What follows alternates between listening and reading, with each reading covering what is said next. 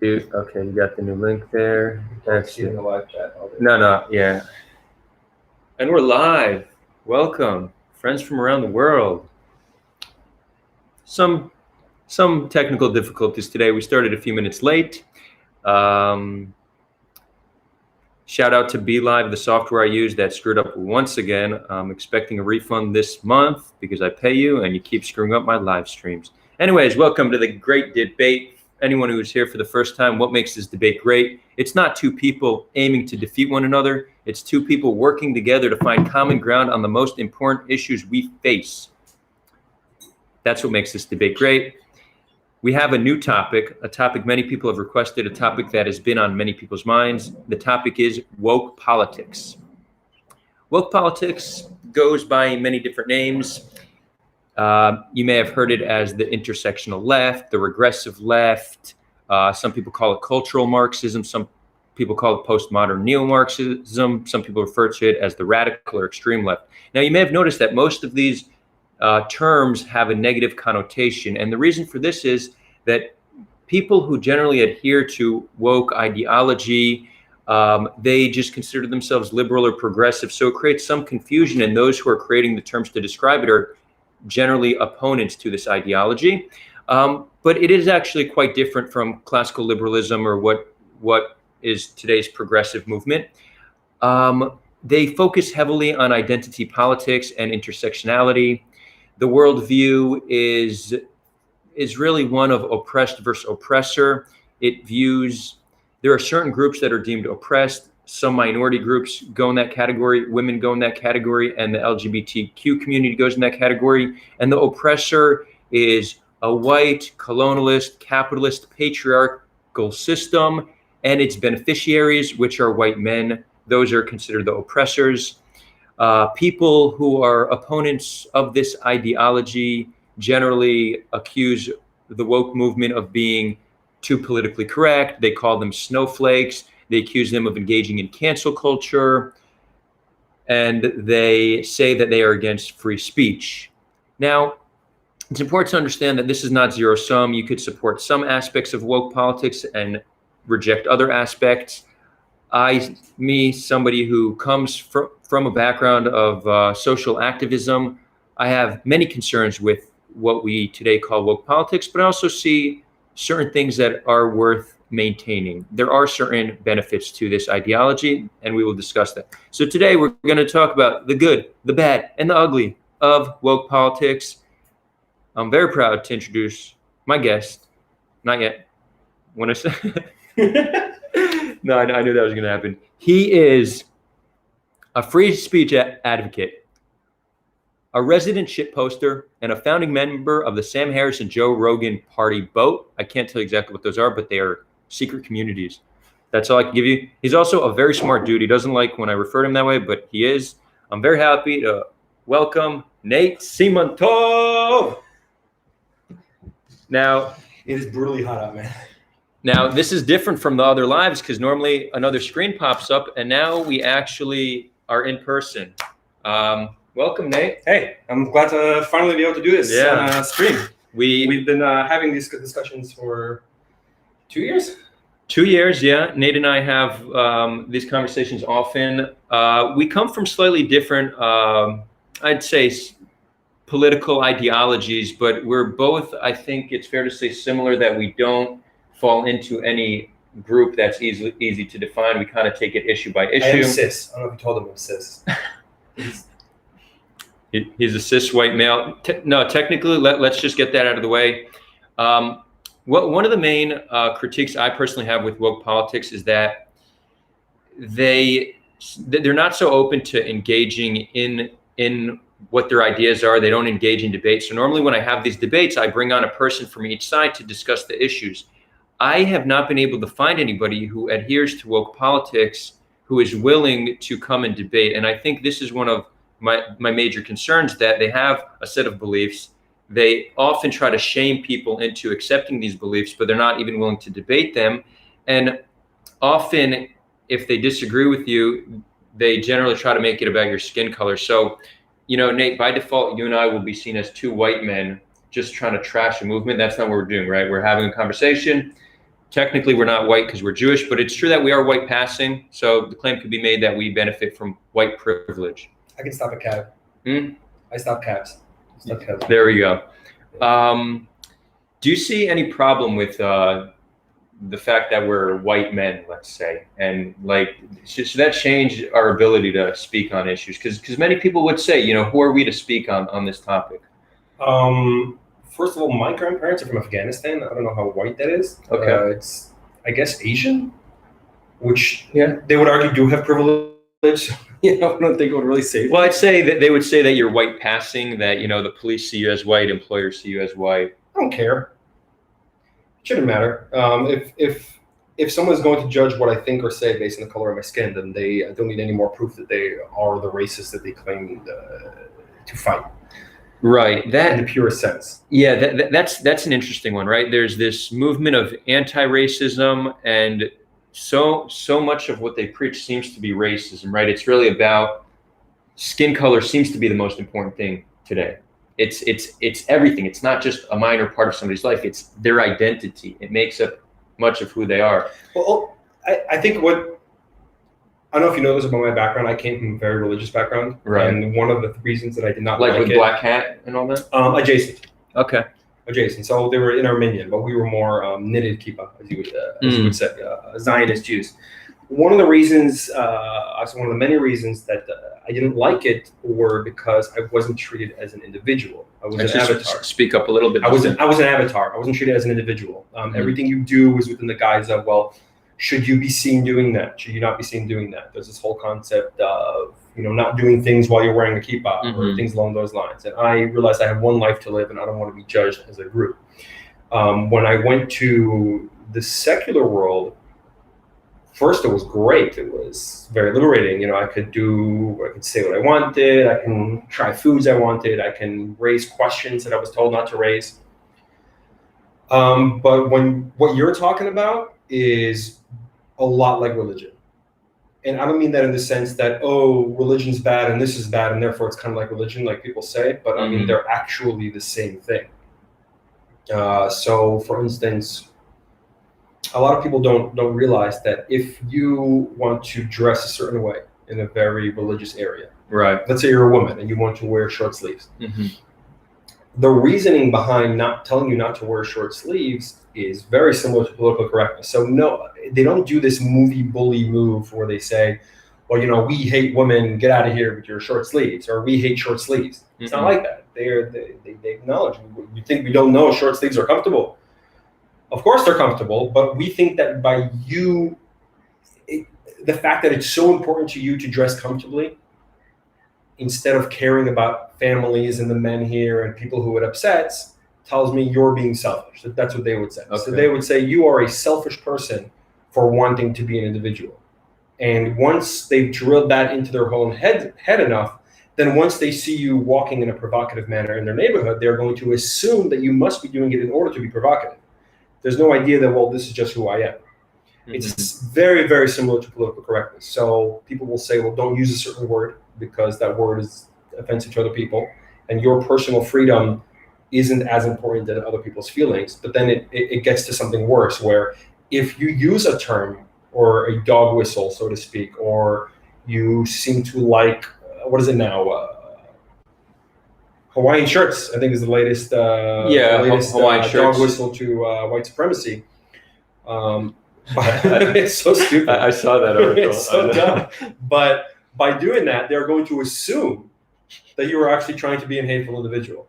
And what makes it even crazier, to add another dimension to it, is that they're using the word hate to talk about something that is not the hate that we grew up hearing. What is hate?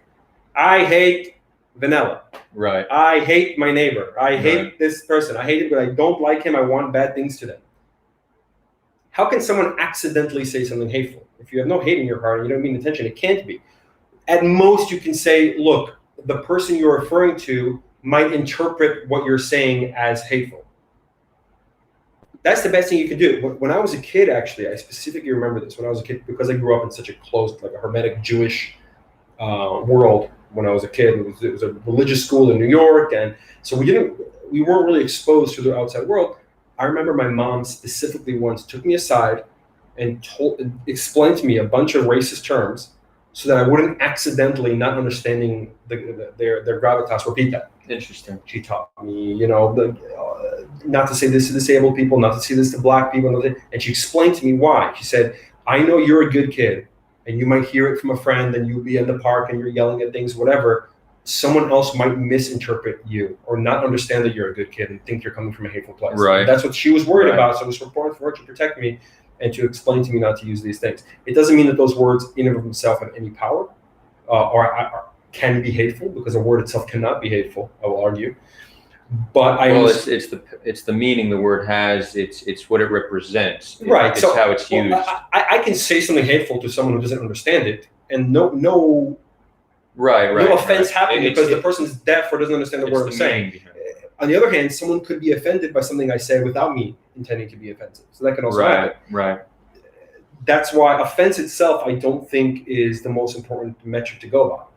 But just don't be I should use it on YouTube. Just be a nice person. Yeah, we might be able to say Dick. I don't know, Dick Cheney. Right, Dick is a name, yeah. Dick Cheney, yeah. Don't be a dick. Feels good. No, but the algorithm might pick up like how it's said. Yeah, well, people might be interested specifically in Dick. Don't demonetize this, please. They might actually be interested. I wanna. Okay, you made some good points, guys. By the way, if the audio is not great, if you can't hear Nate well enough, please let us know. Also, just assume I said something interesting / well, you make sense of it. Yeah, brilliant. You for sure did. So I want to backtrack a little bit too, because I'm going to play devil's advocate, because we do need somebody to represent the woke position. So, it's often frowned upon when two white men or two white passing people are speaking on issues that don't affect them, right? So, Don, I'm a woman for this conversation. Well, no, let's look at it another way. It's funny because you're making a joke, because today you technically can do that, right? Yeah. But let's say when non-Jews, for example, or non-Israelis are trying to tell us how we need to solve our problems, we tend to get defensive, right? There's something a little bit annoying when people from the outside are telling people how to deal with their issues. So I do want to be sensitive to the fact that there is something there that, if I come to, let's say, a group of black activists and say, you're doing it wrong, I shouldn't expect them to be able to hear me.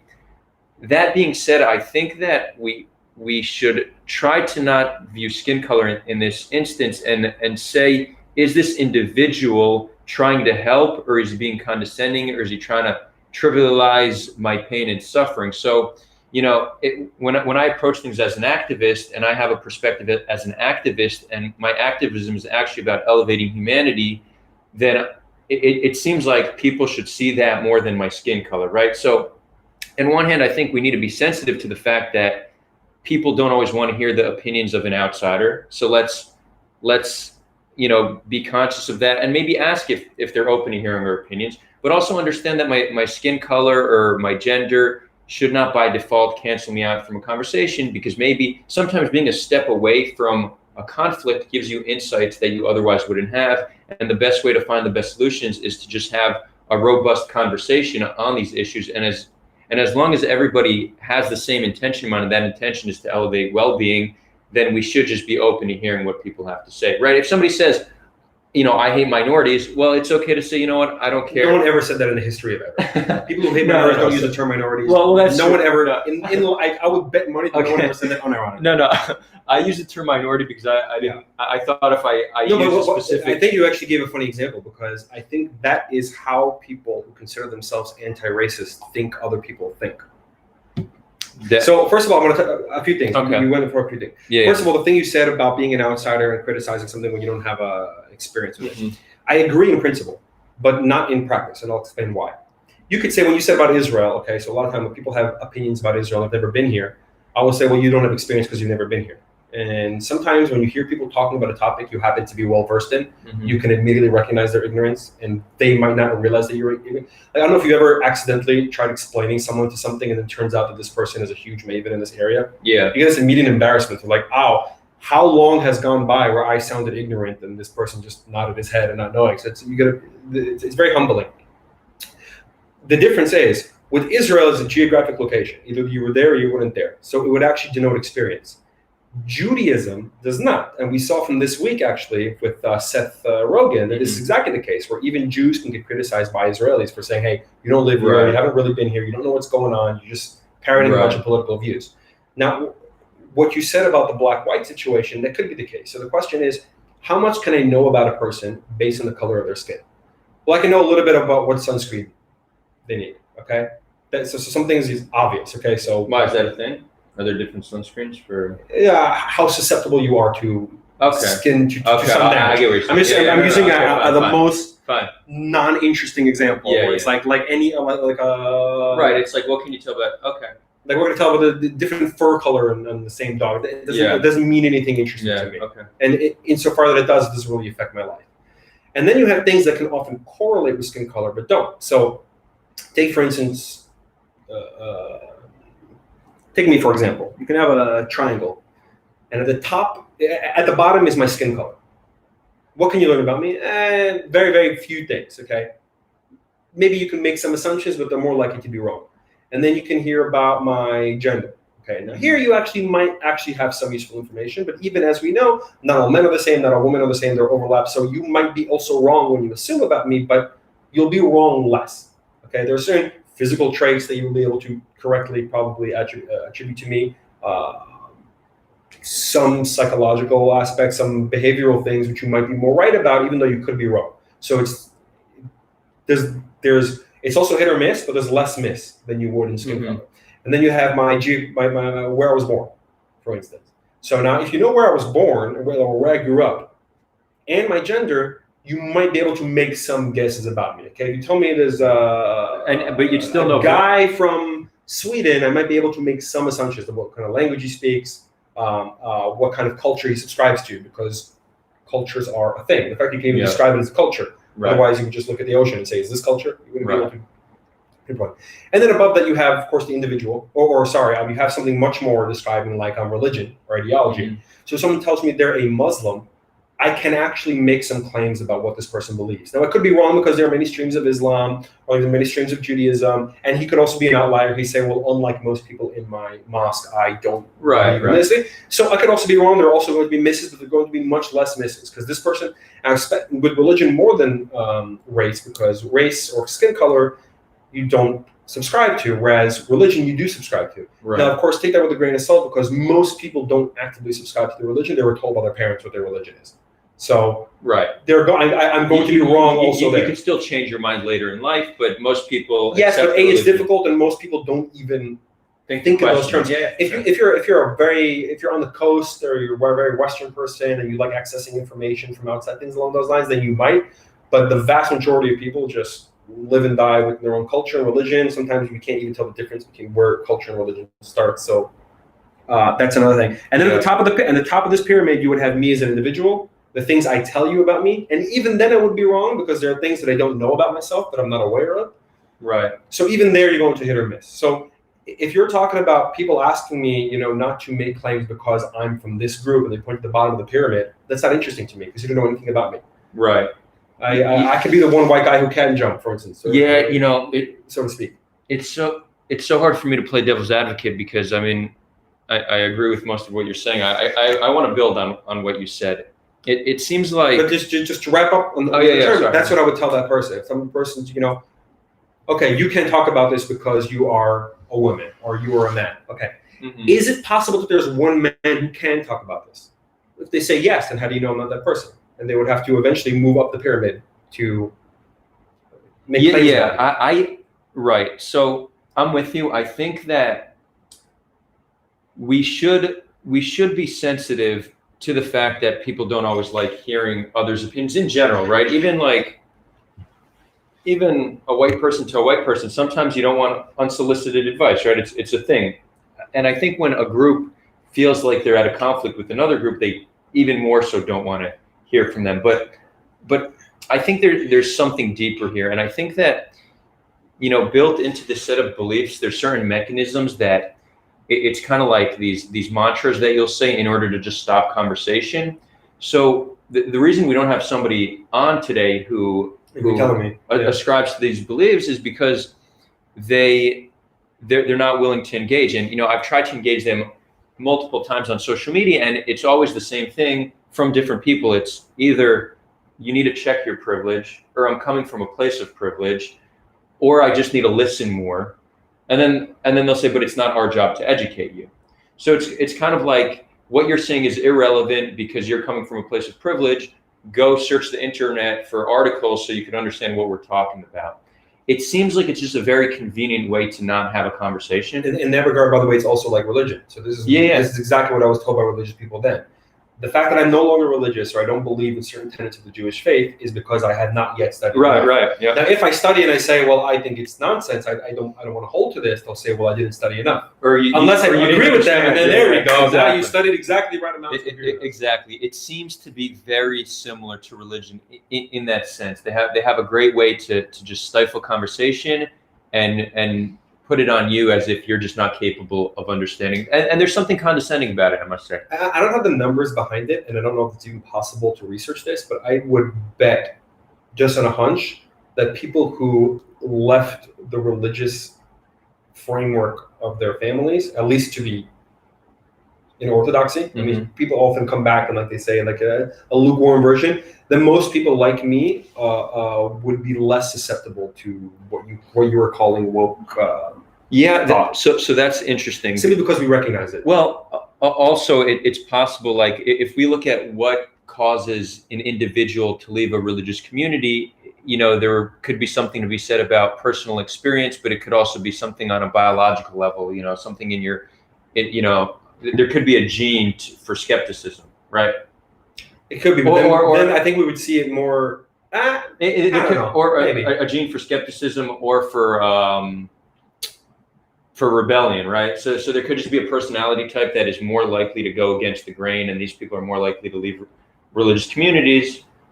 Like it could be on that level. I don't think you're characterizing religion. You didn't grow up in a religious family, right? Most of my family is religious, but not my immediate family. Not your immediate family. Okay, so if you were your immediate family, would you be told? They talk about skepticism. Skepticism is a totally natural thing that happens. It's the devil or your heart trying to deceive you, and that it's a challenge that God gives you. It's a test. Things along those lines. They don't ignore that skepticism exists. If anything, they encourage it. Actually, one of the things in Judaism, you're saying Judaism, and you know what? I bet in Islam it's similar, and I bet in Christianity, at least in most forms, or the forms that are similar to Judaism, it's similar. I know it is, like among Jehovah's Witnesses, for example. But what do they mean skepticism? Question the religion? Question anything. I went from being the kid who asks good questions to the kid who asks great questions. Maybe come after class and talk to me about it, because right now it's a different topic, and it's very, very deep, and we only have 40 minutes left of this class. And then eventually it became, why are you asking these questions? Are you just trying to like divert the class? Are you trying to? And at some point I realized that they weren't very interested in answering. That's not really on topic, but I wouldn't. It would be harder to convince me about the whole gene thing. Okay, I was just putting it out there that it could be an individual experience. Based off life experience, it could be something that just. I think it's fear. I think the reason people aren't engaging with you in the debate is because they're scared of one or two things. Either not having the actual answers, which shouldn't scare them because it's just conversation.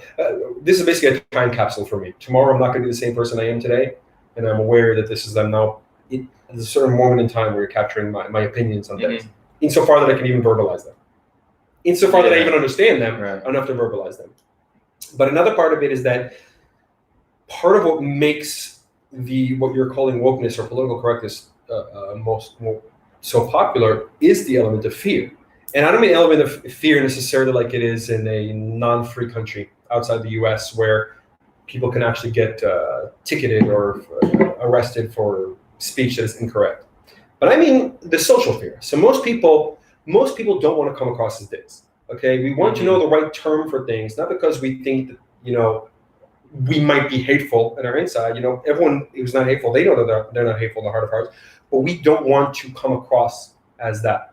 There's a lot of social pressure on these things, and that's why I think it's most popular in a city where people are on each other's heads, where people are working in big offices where they need to get along, especially in Hollywood, which is all one company, so to speak, insofar as you can't find work if you're being ostracized. I think those people of those places are more likely to attract that kind of thought. And the people who live in butt heck nowhere, I'm not going to listen to your bullshit because they don't really care and they don't have this fear. Well, it's kind of, it comes down to just wanting to be part of a community, and you're going to adhere to the views of your in-group. And it's why it's contagious in college campuses, because you get there and there's these people, and the loudest voices are the ones who are speaking this tune. And it's either, you could either ignore them or you could join a group. And through joining that group, you become empowered. I actually want to. In college is specifically dangerous, I think, because college, we really want to meet new people. And we want to expand our group of friends. And we also enjoy, especially if in places where you're going straight after your house. So if you grew up in a certain family in a certain town, everyone's kind of the same. And you hear about people that are different from you. Like for a lot of people, they go to college, the first interaction they have with a person of different skin color, someone who's gay, someone who's even for a different religion if you're from a very small town. And there's something very exciting about that at a young age. I was very excited. I love meeting these new people. Like, wow. It was also like on one hand I was curious because I like to meet new people, but also you like to find out about yourself. Right. Is you're like, hey, I am a really pluralistic dude. Right. I get along with these people. I get along with these people, and that's fine.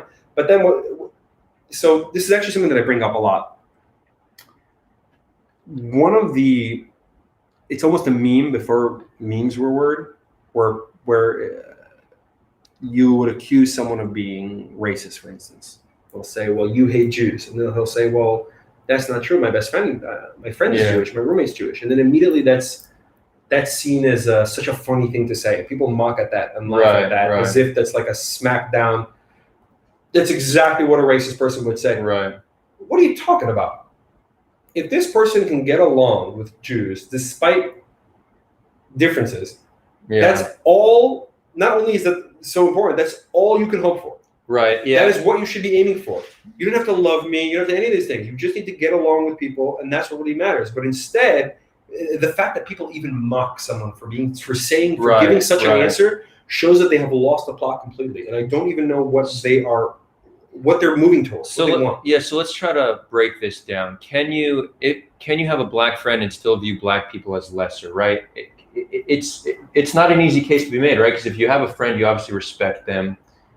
So when you say view someone as lesser, is that what really people are worried about in wokeness? Because I don't think that's the case. Well, I would agree with you. But I think that's like what racism is, right? It's viewing a race as less than your own. So it's like, well, in the extreme, I would just for the sake of this, but I don't respect him the way I respect my white friends, right? Like that's possible. I think that's a made up position that doesn't really encapsulate how most people think or any people think. I think it's more the way I would define racism really is judging an individual based on their race. Judging them by the bottom line of the pyramid, what we say. Well, I would if say, I judge you, and if it's negative, we usually see it as racism. I would say a conscious judgment, right? Because we all have subconscious biases towards people who seem different than us. So in that sense, we're all racist because of just how we have, we're just wired for in-group, out-group. Yeah, but what's the difference really? If my racism or my sexism is built on my lived experiences. It's a funny thing you have, by the way. For the same people who want you to rely on people's lived experiences, will also chastise other people. I find that very interesting. Right, because that's all a result of lived experience. Yeah, exactly.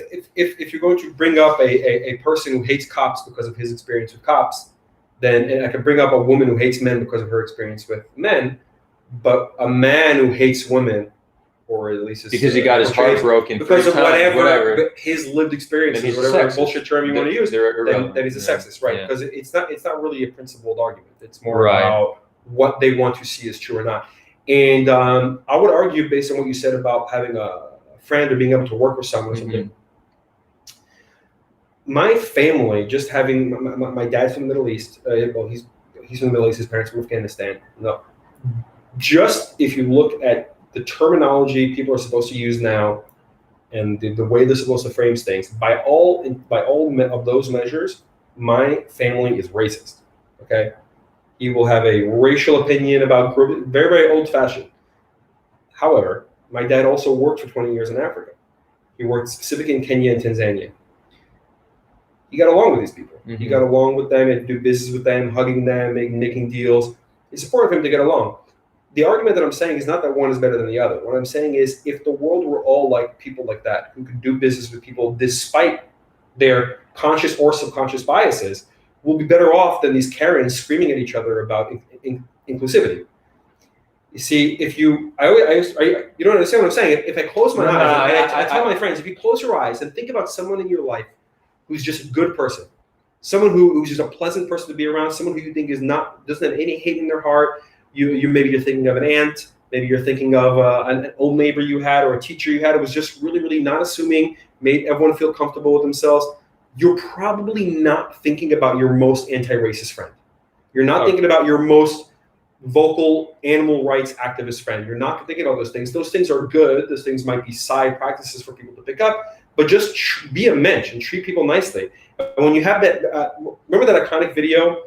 I think it was a gaming convention in, I want to say the US. I might be totally missing wrong. It was the famous, this lady got upset at this guy who she said was being chauvinist or whatever. And she puts a phone in his face and says, "What's your name? What's your name?"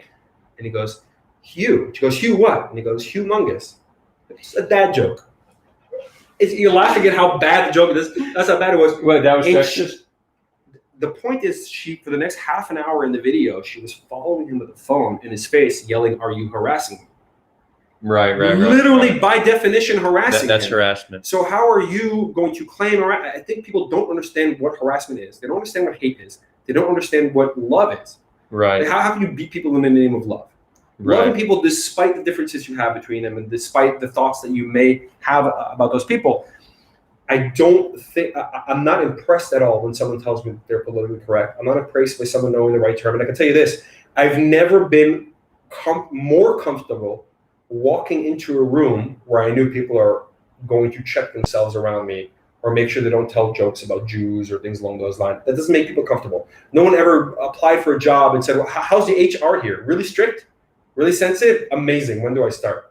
You don't look comfortable. And I would bet, I'm an individual, I can't speak for anyone else, but I would bet that no gay person or black person or whatever any member of the groups that you mentioned before, I hate using this term groups, actually felt better walking into a room that was clean of anyone who would dare make a joke or ask them a question. If I feel someone trying to ask me a question, I ask it. Yeah. Don't fear me. And the fact that you would fear me is more offensive. Right. So a few thoughts. First of all, whoever's just joining us, welcome. If you haven't already, smash that like button. Unless you don't like what we're saying, then down like it, because that's what freedom's all about. And if you like this content, subscribe. We do a live every week and some other awesome content. We talk about Israel-Palestine conflict, wokeness, Black Lives Matter. Across the board, we're just having awesome discussions. And it's great to have you guys here. So a few points, and then I kind of want to present to you, I guess, a theory as to why I think this is catching popularity.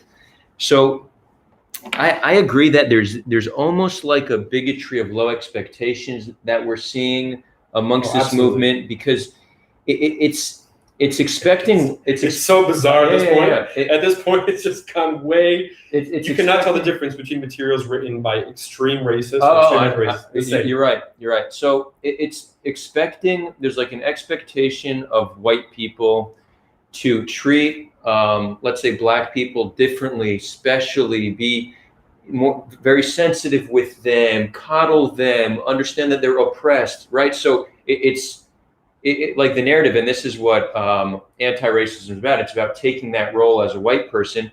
But I'm not convinced that this is a well thought out ideology, because they're trying to give one role to, let's say, black people, another role to white people. The role they want to give to white people is to accept that they are the oppressor, and then to make up for it. So I think some people might just cause that to view black people as lesser because they're weak and not capable and oppressed subconsciously, right? This is literally how it translates on a psychological level. And then other people might respond with resentment and be like, "I'm not guilty. I did nothing wrong. I could barely feed my family. I'm a fucking poor, I'm addicted to drugs. I was abused as a kid," whatever it may be. There's so many layers of privilege that are beyond skin color that to say that you are somehow the oppressor will turn them off of hearing what you have to say. And it creates a bigger divide rather than, grouping, bringing people together towards common ground. I don't even see where, again, unless you're talking about the sun exposure, where it would be a privilege. The skin color. So I could, all the other things you can correlate them to and say you're more likely to X or Y and Z. No, so, why don't you use those? I could tell you some areas where I think skin color can be a privilege. So, but the point I'm making is you can I'm a tall guy. Mm-hmm. There's height privileges to being tall. Fine, let's break down privilege. That's a fact. Right? But there are also tall people who are miserable, and ultimately, I cannot go to a miserable tall person and say, "But you're tall, so therefore I'm going to treat you as if you're doing great." We should, if you want to engage at all in this equity, which I think is so messy and stupid already, but if you wanted to do it, and this is why you can't do it, you would have to do it on an individual basis. You would have to do per person, and that would actually solve the racist element of it, because you would strip racism early. So let me actually, and then by the way, if it turns out that you end up giving more to blacks, less to blacks, whatever, that just happens to be the case. Mm-hmm. See, I don't think the NBA is racist towards Asians or Jews. I think they just look for the best, and that happens to be the case, and I cannot complain. So to try harder, I can. Let's try to break this down, because I partially agree, but I think there's something that's being missed here. First of all, just the conversation on privilege is so inaccurate, right? If you see a white person and see privilege, then you're making a mistake. You're giving skin color too much importance.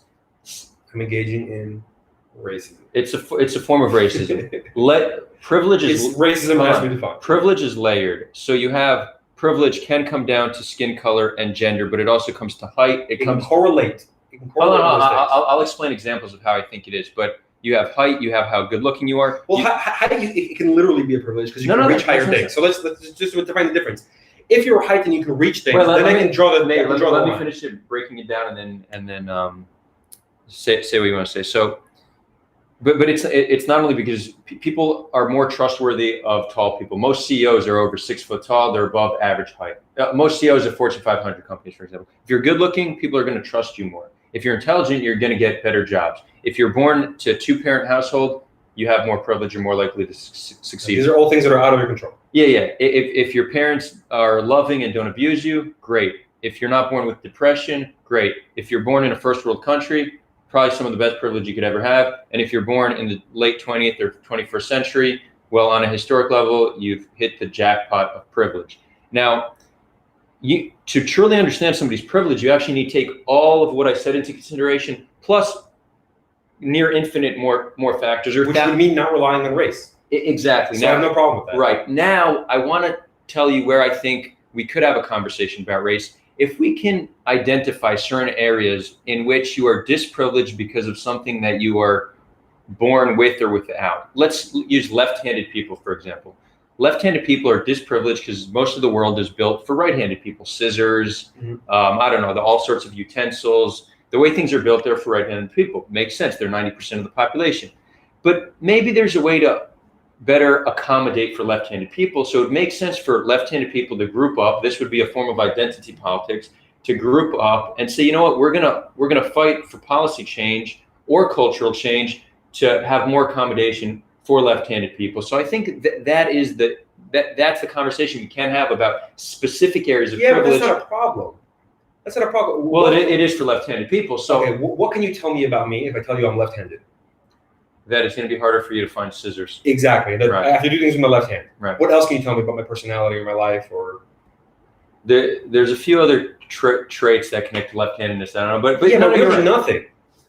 But it's at the bottom of the pyramid. If you are, so let's talk about something more relevant. It's true it's the bottom of the pyramid, but you would agree that left people have the right to group up based off their left-handedness and try to fight for change if they feel like they're at a disadvantage for their left hand. That's fine if you want to grow up. What I don't want is people characterizing a classroom based on right-handed people and left-handed people. Exactly. So we need a whole bunch of nuance when it comes to having the conversation of specific areas of privilege, because there's so many layers and it can't be your entire worldview. When all you see is privilege based off gender and skin color, you're viewing it through a very inaccurate lens because you're forgetting all the other aspects of privilege. But let's talk about what people say is white privilege. And I don't think white privilege is as strong a privilege as people make it seem, not even close. But when you look at police brutality, not killing. The term white privilege is so racist.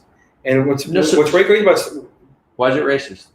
First of all, it's racist because you're literally making an assumption about an individual based on their race. No. Well, but Nate, we acknowledge that there's different types of privilege. So you could say tall privilege. That's not being anti-tall people. Doesn't matter because you're saying there are some black people who have white privilege then, according to that definition.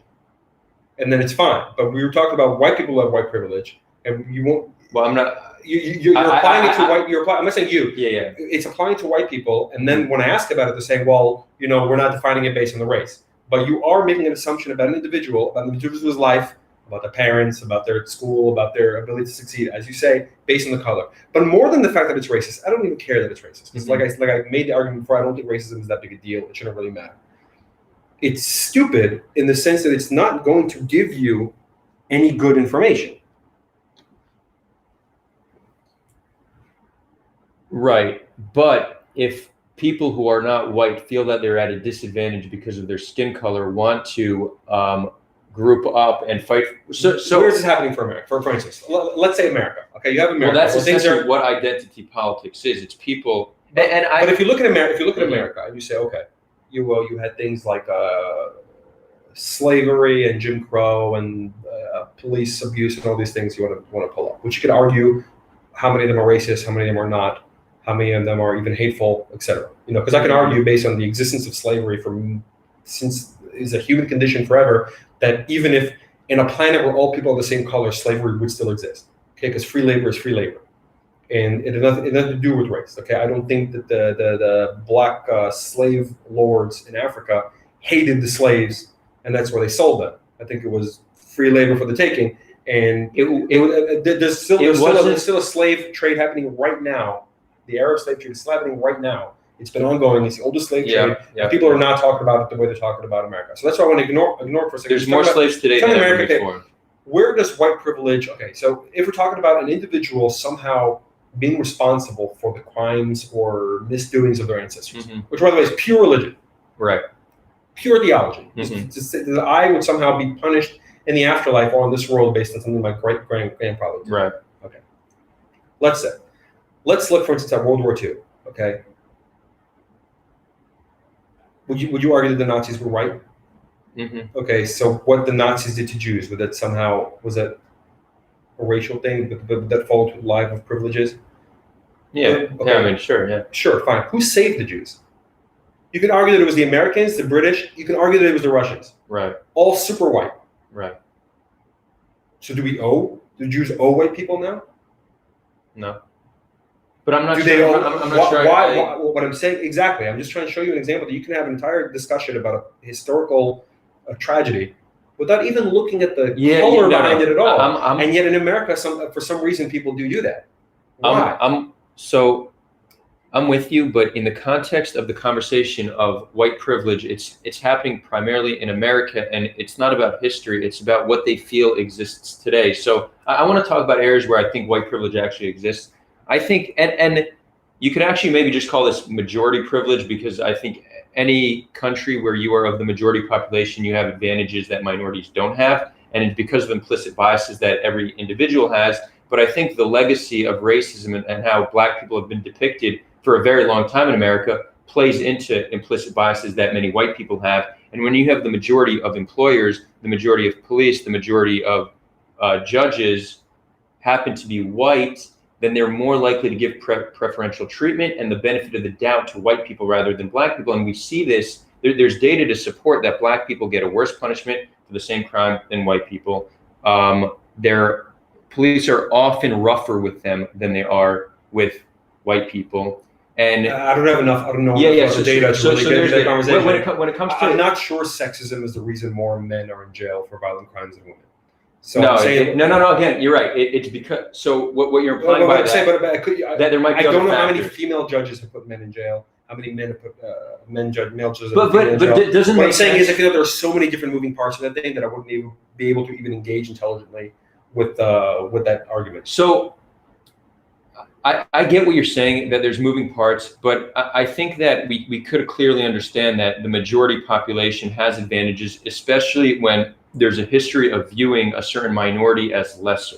Like, we just need to understand that is not something that dies in a generation. Yeah, but it's all in your head though, because it's not only in my mind. It's in the mind of every person who views a black as lesser, even if it's subconsciously, might treat them a little bit differently. Now, again, I guess what I meant by that is, if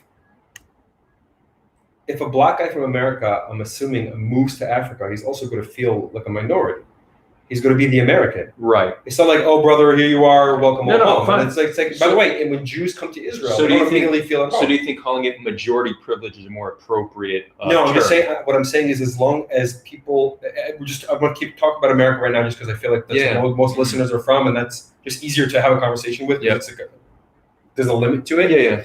I think that as long as you see people as different, even if you see them as Americans, then you're going to have those problems. And that's why I think, for instance, in the late 80s, things felt much better because the argument against racism was really easy. And it was taught to me that way. Don't use terms like you people. Why don't you use terms like your people? But why? What's you is okay. People is okay. What's wrong with you people? Very simple. Because when you say you people, you are implying, whether knowingly or not knowingly, that those people of a certain skin color are monolith. That think the same way, have the same taste in things, have the same opinion, have the same sensitivity, same sense of humor. And that is offensive because these are individuals. I understood that. Somehow we went from that to using terms like community to describe people who never met each other, don't share the same views on anything. All they do is share skin color in many cases that we use the term community. Like, what does it mean that someone can say something like the Hispanic community? Isn't that super offensive to assume that a Cuban and a Mexican are somehow in a group together in a monolith? That is super, I would imagine, offensive. And yet that is exactly what we were told not to do. And these people just switched it. So if you keep using words that make people feel like they're a group within a group within a group, yes, you'll keep having these problems. But the bottom line is Americans and Americans. And when someone from America goes to another country, people recognize them as American. And I would actually challenge anyone who's in America who doesn't agree with me to travel the world for a bit. One of the reasons I love traveling is not just because you learn to appreciate other cultures and learn about them and expose yourself to them. You also end up learning a lot about your own culture. And there's something really nice about that. You end up appreciating your country in a lot of ways. It doesn't have to be a bad thing or a good thing. It's just a fact of life.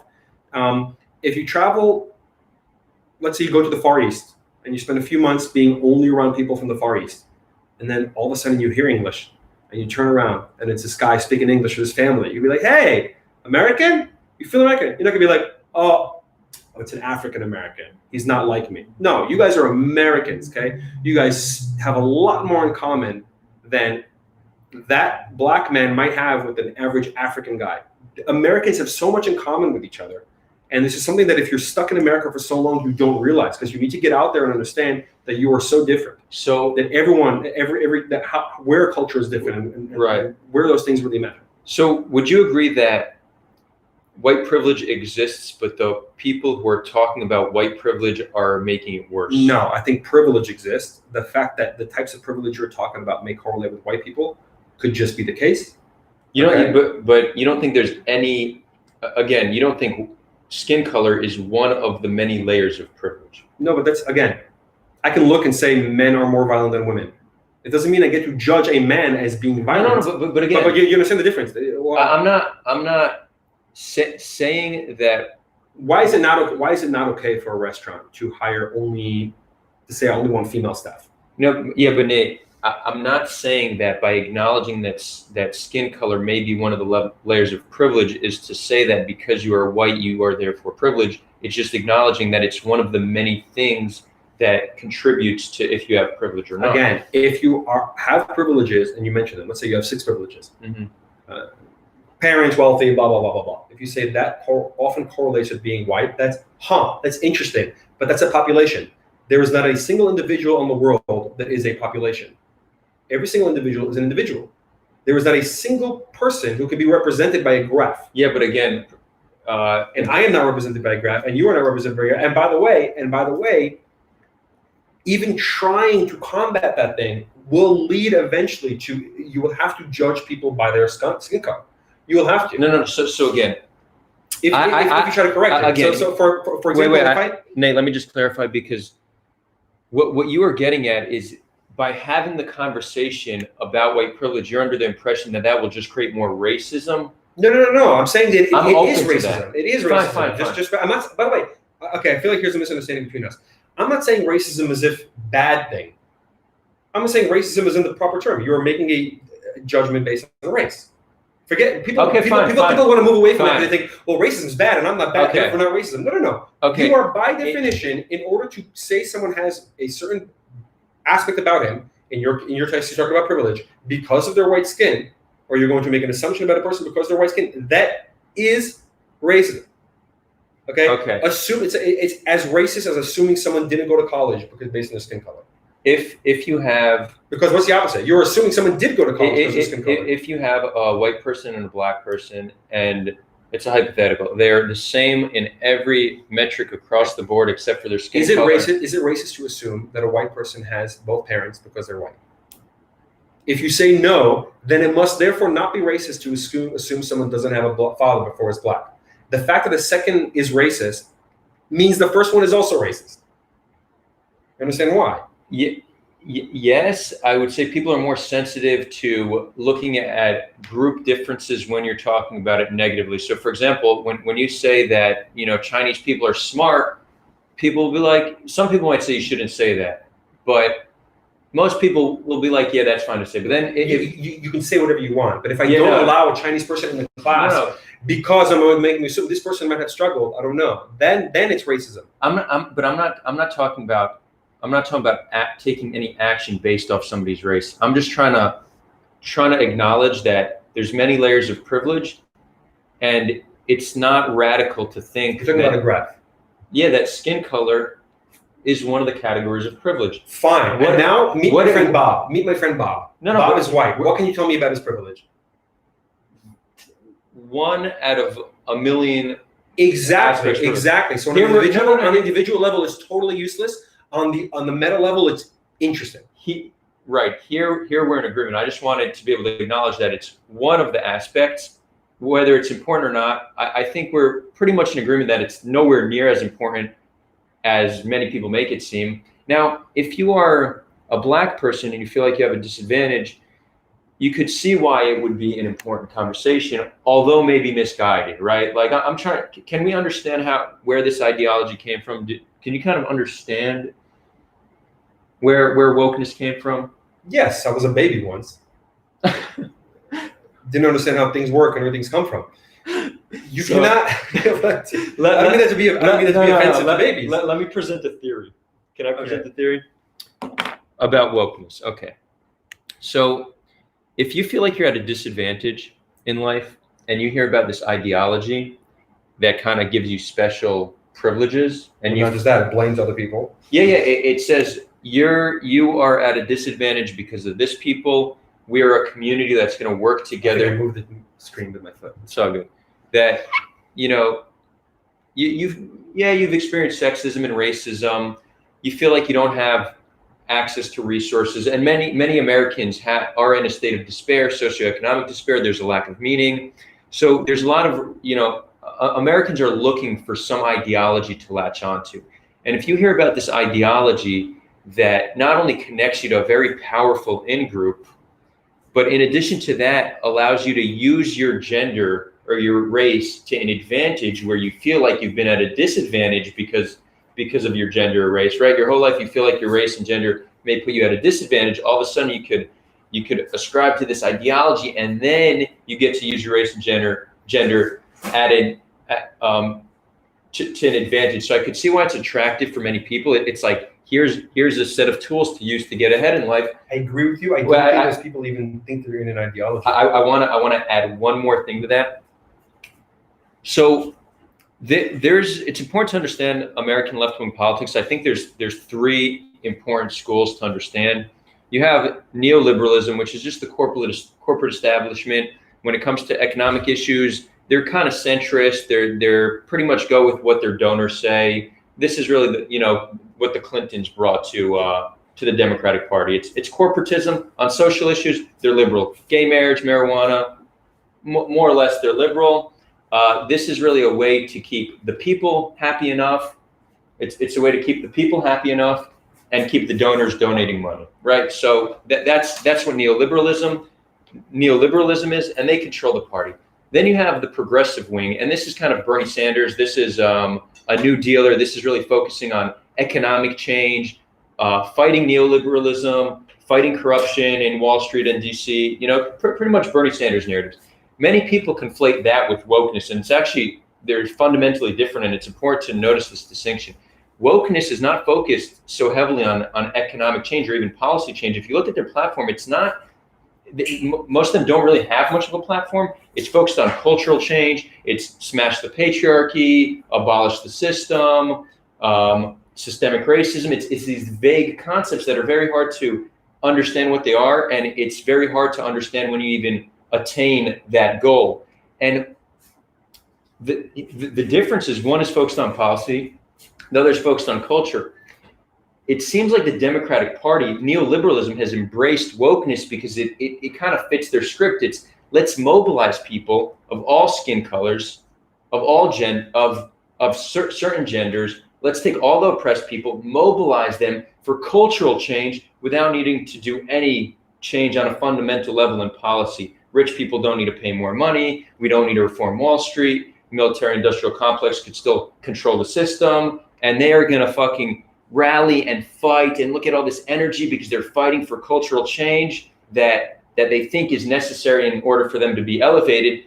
But when you look at it, there's so many things on a policy level that's not being spoken about, that's being ignored both by neoliberals and the woke sector of the left, and it's intentional. It's not for no reason that wokeness is getting no reason. They actually have the corporate establishment backing them. It's just super convenient. Let's rally people without actually changing anything. Corporations have no problem paying Robin DiAngelo for diversity training. That doesn't cost them much, but they don't want to pay more taxes. They don't want a full reform of the system. So it's kind of a way to push out the progressive movement and mobilize voters around vague concepts of systemic racism. It's interesting. I don't know enough to engage in that, but I can tell you that most people on an individual level don't even see it as an ideology at all. They don't know what the hell you're talking about. When you talk to them about ideology and cultural Marxism and intersectionality and political correctness, all those terms, they say, I don't know what you're talking about. I heard this word is offensive and this word is not offensive, and I'm going to use this word, and why do you care? Why don't you use the correct word?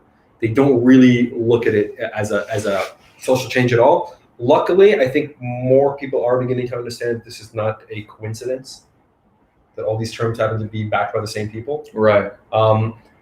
Ultimately, as an individual, I want to be treated as an individual. I don't want to be given any reward for someone else. By the way, this is another thing that colleges do, for instance. You see it a lot. And we don't have enough people of color X because of maybe we've been racially discriminated against them, which could actually be the case. Maybe you say a board was actually racist. They didn't want, like a Harvard didn't want Jews or whatever. I don't know, college didn't want blacks or whatever it was. And then they say, well, now we're gonna right a wrong. And how are you gonna right a wrong? Are they gonna come back to me when I was told no? No. They're gonna go to a different Jewish guy and say, oh, don't worry, we'll hook him up. But hey, Nate, don't worry. Someone who looks just like you got the job. Shouldn't you be happy? Huh? That's like one of you guys, huh? What do you think? Is another person like, what the hell are you talking about? I'm an individual. The fact that you even thought that I would take solace in that fact is crazy offensive. And yet this is exactly what we do. What we see businesses and colleges doing all the time. Okay, so you're going to point to a time where people were actually, let's say, I think you get what I'm saying. Ultimately, people are individuals. You can't correct a right through someone, correct a wrong through someone else. The best thing you can do is acknowledge your biases. This is actually funny. I brought this up recently. In 2013, there was an article in The Guardian. It actually went around. It was a known thing. Steven Pinker talked about it at the time. That in the, I want to say the New York Orchestra, basically for orchestra auditions, they decided that there weren't enough women, and the best way to make it more inclusive is to put it behind the curtain, the auditions. So you're really testing by the music, and then they noticed that, like, all of a sudden people who were and before then, I think the prevailing thought was that for some reason women don't do classical music well. It turned out to be bullshit.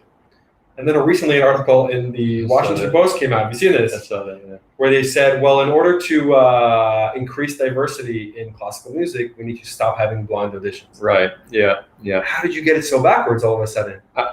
Look, forcing equality of outcome and looking at outcome as a result. It requires being racist or sexist, depending on the... It's also not taking into consideration so many other factors like culture, personal interest, geography. Like the fact, you made a post about this, the average median income of Bangladeshi Americans is $50,000 US. The average median income of white Americans is $55,000. So it's fair to assume that there's systemic racism against Bangladeshi people, but Indians somehow have a median income of 100,000. Right. So the argument is that white people are somehow oppressing Bangladeshi people, and yet really good at telling the difference, right, while being scolded for not being able to tell the difference between races. Exactly. And the fact that French Americans earn more than Russian Americans, right? So again, racism is not the answer to everything. And I think here's where we truly agree. And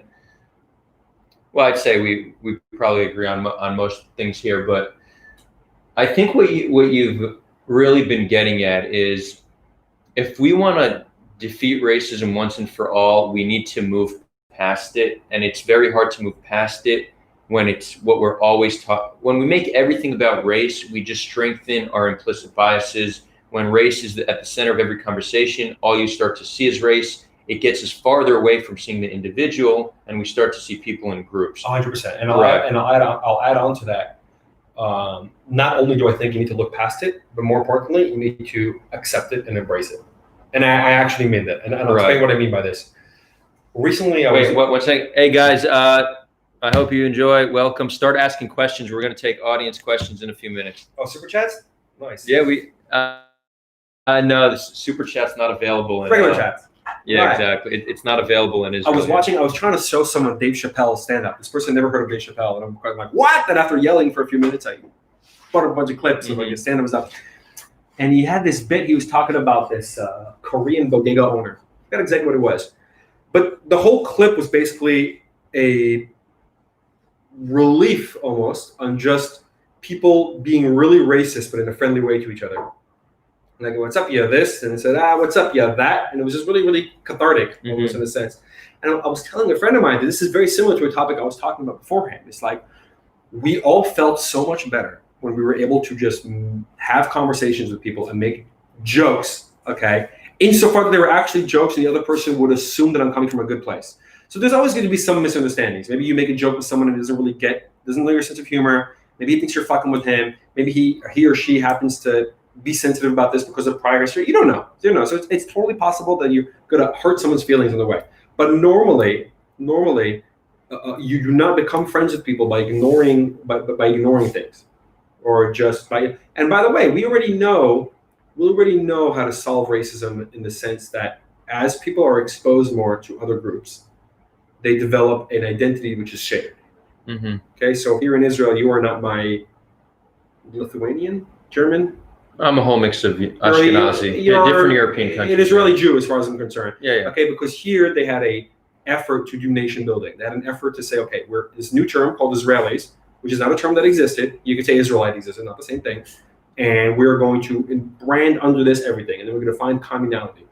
I think there were times in America where there was communality, and people said it wasn't perfect because of different ways of immigration, very similar to Israel.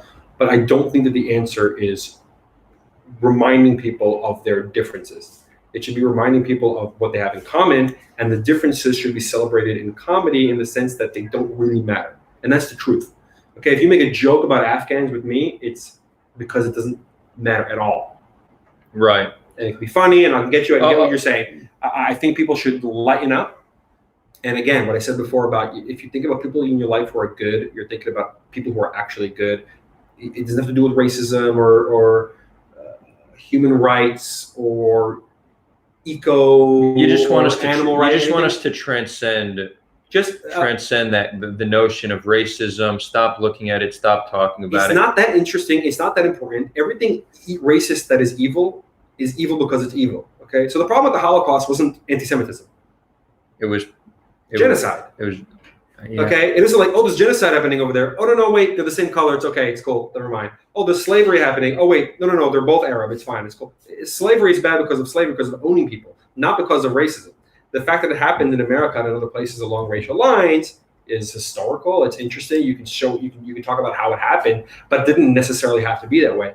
You know, Right. This cheesy movie idea of a slave owner who like hates black people with all his might is funny to me. He's a dick because he owned people and enslaved them, not because he's racist. That's so less interesting to me. Yeah, I think what people are getting at is, you know, even if you don't own people, again, it comes down to power, right? So that a lot of the narrative is about power, and I'm not sure that I agree with this, but this is what they're looking at. They're saying when the majority of people in power have certain sentiment towards another group, then that other group will be at a disadvantage, and being at a disadvantage is not fair, so we should work to fix it. I think that's really. But again, you're dealing with you're ultimately required judging an individual by a group. It would require that, even if you're coming from a good place. And also, the thing is also social license changes. What? Wait, what? Why? Who are you viewing as a group in that instance? Well, if I see two people engaging in something, I can correct this instance. You can't look at a graph of racism and correct it by dealing with individuals. Because what if you might walk up into someone who's just not racist? We could, if that even existed. We could acknowledge that there might be an issue on a societal level, and then have in schools some kind of class that teaches about implicit biases and ways to overcome them at a young age, right? So that's all you can do. All you can do is teach people how to overcome implicit biases, and that's all that really matters. That's probably the most important. There was a video that I saw on YouTube that I will never leave my head. It was a subway in New York. I think it was the subway. And there was this fight. And as fights happen in America, you take out your phone and you kind of film it. It was a very quiet fight. People were commuting to work. Everyone's standing, holding the pole, sitting down. Everyone's kind of quiet. And there was some crazy lady, it seemed like, just yelling at another passenger. This other passenger happened to be Asian. And you can hear, hey, fuck you. It just keeps yelling, kept kicking her. Like literally kicking this woman down. And people are like, hey, you know, like you can see people are uncomfortable. They don't really want to speak up, but everyone's looking like, I hope someone does something about this. And then she called her a racist term. The moment she called her the racist term, the whole subway, hey, whoa, hey, whoa. It's so, it's so hypocritical. I get what you're saying. So we had a person literally attacking another person, and you did nothing because you didn't have the social license. You didn't have the backup of the crowd to do something. But the moment you use a term, which is arguably less painful than physically hurting them, no. This you have the social license to butt in and back up, because that to you is disgusting. I'm saying that we have completely lost it. As people, we have completely lost it. Stop being a dick to people. Don't kick people. Also, maybe you should be sensitive about terms you use, because other people might get offensive, get offended if that happens. But the way that people stood at the opposite, where you can literally beat someone in the street for being offensive, meaning, not to you, by the way. So you can have a white person hitting another person for saying something racist that would insult the hypothetical pro-black person if he were there, which they weren't. You understand how bonkers and clown world we have gone with this, where you can harass someone in the name of non-harassment. We can be violent towards someone. Okay, hey, words may lead to violence. Therefore, I am going to assert violence over you so that you don't use words which may, in theory, hypothetically, lead to violence. It's bonkers. Yeah, that's not how most people in the world think. That's kind of what Antifa is getting at, that it's okay to preemptively be violent towards people because they're Nazis, but the way they define Nazi is pretty much anybody who they disagree with, right? It's or anyone who would engage with the conversation about you. I want to bring up one more topic because you mentioned something about it, that we shouldn't repay people for crimes that were done to other people of that same gender or race. But who's paying it? The person who did it? Yeah. So or someone related to him. So normally it's done someone related to him, and you view that as collective punishment to a group of people because of it's literal racism. Right. So I want to point out an area here where I think there's some importance towards the concept of justice. Now, often when people say justice, there's what they're actually talking about is retribution, which is very dangerous. Not a single white person who is born into a system where they may have advantages is guilty of that system. They were born into the system, right? So it's like we shouldn't think people are guilty for just being born in a certain home or of a certain skin color. That's obviously wrong. That's obviously a form of racism. But I think the concept of reconciliation is something we need to talk about, because we can't take a step back. Like, you view things very rationally, but we need to understand that rationality, unfortunately, doesn't always, I don't even want to say it that way, but what seems to make sense, to you in a rational way, doesn't always click to somebody on a psychological level. So if you tell a black person, you shouldn't care that your ancestors were slaves because you're just an individual, what does your ancestors matter? No, I would never say that. Right. It actually goes against what I think. It goes against our nature even. So I think your heritage and history is very important. Right. You shouldn't forget that. So we innately connect to the struggles of our ancestors, just like Jews. We still, there's still a lot of sensitivity about the Holocaust. I mean, our generation less, but my grandparents won't go to Germany. They said, why are you going to Germany? I said, because there's not many Nazis there anymore, and the German people are awesome. Like that's it. But so we need to acknowledge that there's a concept of collective trauma, and I think one of the best ways, we also can't deny that there's deep pain in the black community, and if there wasn't deep pain in that community, then it wouldn't be easy to mobilize people the way they're being mobilized. Now, I do think that there's a bad incentive model, because the Democratic Party, they don't, it seems like if black people are doing well, that's not good for the Democratic Party. They want black people to be in pain and dependent on the Democratic Party. So I'd say you have a very problematic relationship between the Democratic Party and the minority groups they're trying to help, because they benefit from them not actually being elevated the way they claim they're trying to elevate them. I'm not telling minorities to vote Republican. I'm saying we need an exodus of the two-party system, and we need to smash that duopoly. But not to digress too much. Who's we? Who's we? I'm talking about, this is my American speaking right now. I'm an American citizen too. Now, I just think reconciliation is one of the best ways to heal the pains in the black community that we need to acknowledge exist. So what do you mean by reconciliation? So again, there's not much conversation about that, but I think that there needs to be some process, and it could even be having a national holiday of reconciliation where we have, it could even be like, let's say, just the parties all over the country where we celebrate our brotherhood between white and black people. For example, it could be better teaching of black history in schools. It could even be reparations in some form. I don't like reparations in the form of just cash, because I haven't lived in the U.S. for many years. Yeah, so I'm not as knowledgeable. So reparations, not even because I think giving cash to the black community is what's going to help them the most. I think they need more access to upward mobility. I'm not sure what you mean when you say black community. So there are black communities. No. In this instance, when we're talking about reparations, it would be anybody who could prove that they have some lineage who was a slave. There are problems with that, but I'm not even looking at it as that's what's going to help them from a socioeconomic perspective. I'm looking at it from a reconciliation perspective.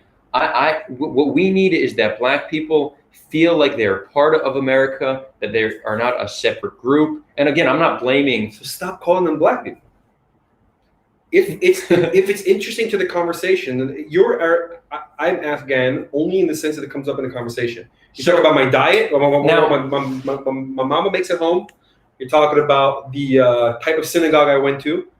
There's nothing else. If you tell your friend here, hey, my Afghan friend's going to be like, who? What? No. Okay. What guy? Yeah, but what they would say is, and I don't mean black people, I just mean people who leftists. Yeah, in general, they would say, we need to have the conversation, because you could say stop calling them black people, but they're still treated differently. Right, so you are treating them differently right now. Do you subscribe to the white community?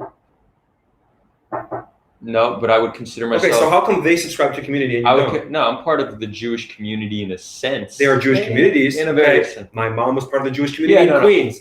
You have the Jewish community in LA. You have a bunch of Jewish communities, and yes, you can say there's a network.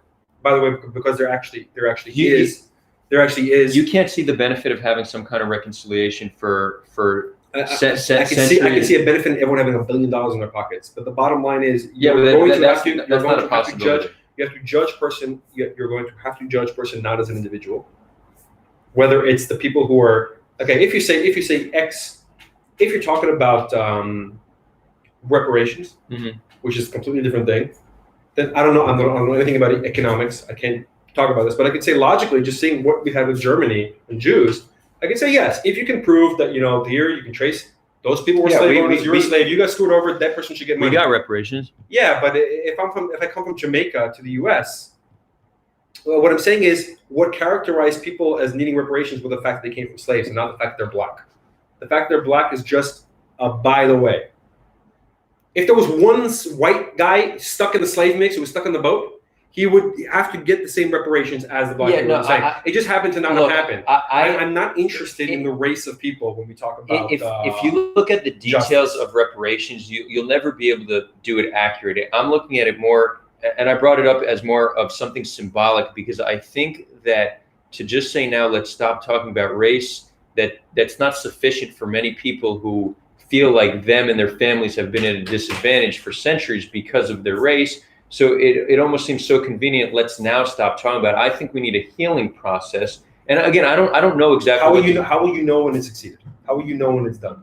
What would be the parameters of this so-called project? So I would tell you a reconciliation process devoid of other policy changes won't do anything. I think it needs to be part of a bigger picture. And I think and let's really talk about solutions. I think reconciliation is part of it because I think healing is necessary. But I think that the biggest problems that Black people face, it's socioeconomics, lack of political representation, and the relationship with the police is not one of citizen and protector. It's just becoming mashing a bunch of things. Hold on. Wait. But it's interesting.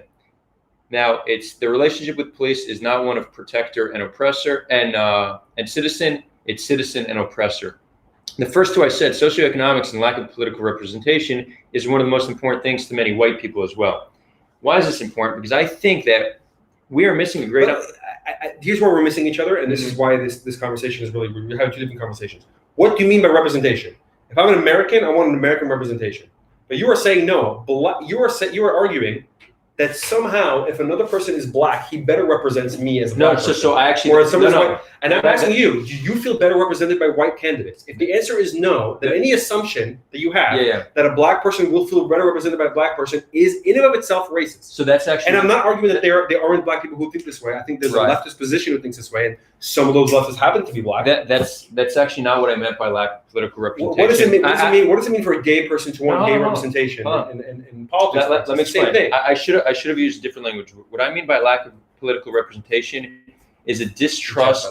You got chats. Yeah. It is a distrust in the political system. It's not that we don't have enough, that there's not enough black people in office. It's that we feel like it doesn't matter who we vote for, change doesn't happen. So again, I should have framed that differently. It's not that black people, their concern is not enough black people in positions of power. Some of the cities that are doing the worst are under black leadership, and they're still not doing well. It's that they feel like voting doesn't matter. It doesn't matter if you vote right or left. The system stays the same. So again, I'm looking at solutions, and these solutions are across the board, irregardless of race. And that's why I want to focus on them, because I think instead of, if you look at most of the issues that are claimed to be racial issues, they're actually class issues. And I think we're missing an opportunity to unite people on all sides of the race spectrum, whatever that means, together towards common policy change. If you want people to unite, which is stop corruption or have a political system that works for the people, where they actually feel like voting makes a difference. Better socioeconomics for people. 70% of Americans live paycheck to paycheck. That does not create a mindset of abundance. But you're just listing a bunch of things that are good. Well, no, but I'm listing things that I think when we talk about what is causing the pain in the black community, and I think there's a lot of pain in the white community. I think that's just coming from someone who lived in Israel. Okay, my father's an immigrant, my mother's an immigrant, I'm an immigrant. So my father moved to the U.S., moved to here. a whole family has been immigrants. My grandparents are immigrants. Okay, just from my experience here, I can tell you that you're not going to get that type of unity by highlighting the differences between people. You want Black people in America to feel more American. You should make them feel as different as they can from people in Africa. We're in agreement. If you're a British American, if you're an American and you're a white person because your grandparents are from Britain, you don't feel British. Okay, you don't call them the British community. I want to afford to all Americans the same type of obviousness of you are an American. This idea that a Black guy and a white guy in America are more similar than that white guy is to some guy who speaks Gaelic, who doesn't have any connection to him. And the assumption that I'm so sick of hearing people in my own circle of assuming that other people who are different somehow relate to those groups, and yet other people like them or me are in the state of normalcy, okay, where I don't feel I don't need a community to represent me, but Hispanic people need a community, gay people need a community, Black people, not us, because we're the default. That in and of itself is a type of supremacy that I personally, it's coming out my nose already. That's what I'm saying. You want to bring people to be unity, you could, I'm not saying you need to pretend that you're not white, pretend that you're not Black, pretend that you're not Spanish. Yeah, you did. Oh, well, oh, she's Asian, she eats this in her house. Very interesting. Other than that, there's very little I can tell about a person based on their skin color, and the less you can tell about a person based on skin color, the better. Especially in America, where people are in one country.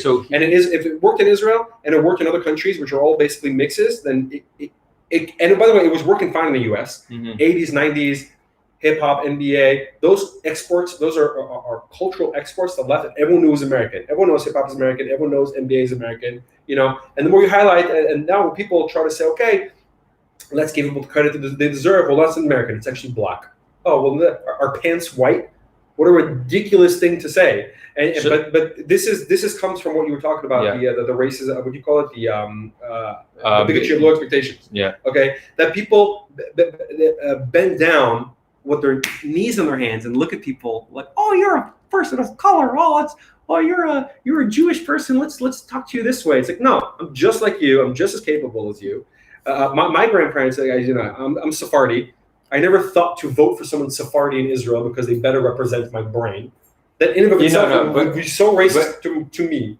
So Nate, here we're fully in agreement. But what I'm getting at is this narrative that we're pushing is not enough to convince people, and that's why I'm trying to focus on policy. I think the way to solve the problem. Any policy, I'll give you the answer right now. Any policy that describes the words Black or white, bad policy.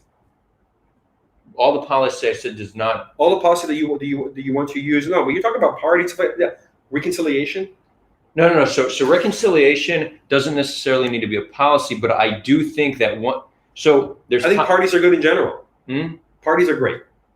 You mentioned the party. Sure, we need more parties though. Right, but that's just have look at Israel. We have a party for Rabbi Shimon Bar Yochai's death. No. Look, I mean, it's not. You don't need to have an extreme case like in Israel, but the two-party system obviously does, No. I'm talking about political parties. You said like you want to have a celebration or a holiday or something.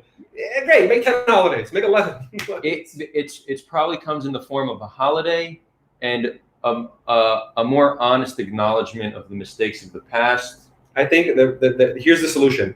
People, travel more, notice how much you have in common from people from your own culture. But this brings me back. And realize that culture puts you, connects you to those people more than your skin color ever will. Unless you're poor, and this is what I'm getting at, that a lot of what we're seeing when people are in a mindset of scarcity, which most Americans seem to be in, when we really have so much abundance, but when you're living paycheck to paycheck, if you get sick, you don't actually have a way to pay for it, which there's so many Americans that don't have insurance and don't have the means to pay for medical bills. And when you lack meaning, and meaning is a tougher one, but let's just talk about scarcity. Too many Americans are in a mindset of scarcity. When you are in a mindset of scarcity, you start to turn on who seems to be your outgroup. And this really comes back to biology, right? We can live in harmony when there's abundance for everybody. The second there's scarcity, you're going to turn on your neighbors because you're splitting resources with them. So what I'm saying is the conversation, more than anything, and I do think we need reconciliation, but more than anything, I think we need to find a way to elevate people and put more people into a mindset of abundance. And that's how we weaken the energy that's focused on race. I think what energizes that is that people feel like they're left behind because they're they're black or because they're a woman. And look at it on the other side. Many white people are scared of becoming the minority. They think that minorities are taking their jobs. You see something similar on the right. The only majority that should exist in America is Americans. True. That's it. True, but that's not enough, right? If people are in a mindset of scarcity, whatever logic we have now doesn't make sense. So I just want to focus on the policy of things. We probably don't agree with what the solution to better socioeconomics is. Yeah, we'll get to this. I just wanted to put out there that I think that I'd like to see Americans unify around policy change that puts more people into a mindset of abundance and gives more people meaning. And I think that's how we more than anything solve the race thing. Cool. You say? I would say just stop talking about race. We're like 60% on the same page. All right, guys, some questions.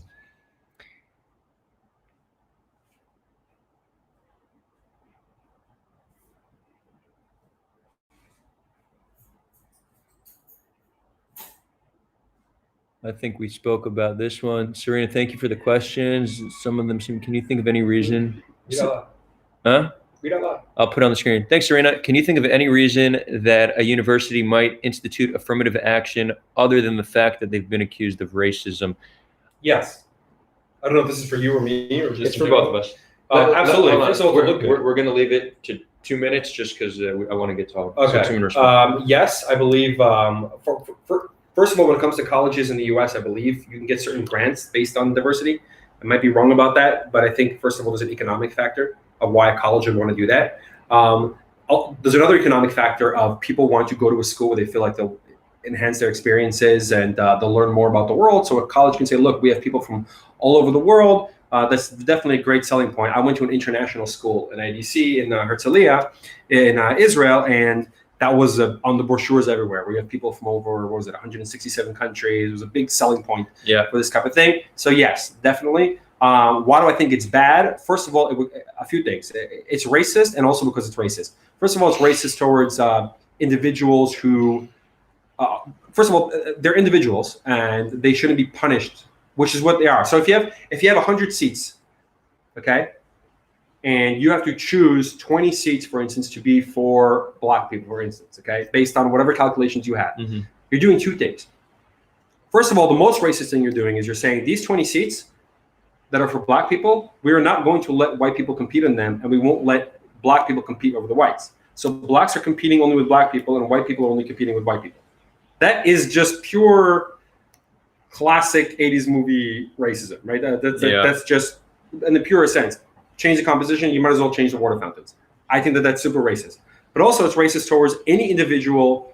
Okay, so let's just think in terms of black and white, just to make it easy for this example. If you would have been the 81st chair and you succeeded as a white guy, you did your SATs or whatever the criteria was, the fact that you might not get a seat because of a quota, they have to choose you. They're disselecting you based on your whiteness. So that's racist. But then it's racist also towards what if you're a high achieving black person, and now I'm going to assume that you are just a diversity hire. So for instance, I'm a big stand-up comedy fan, as you know.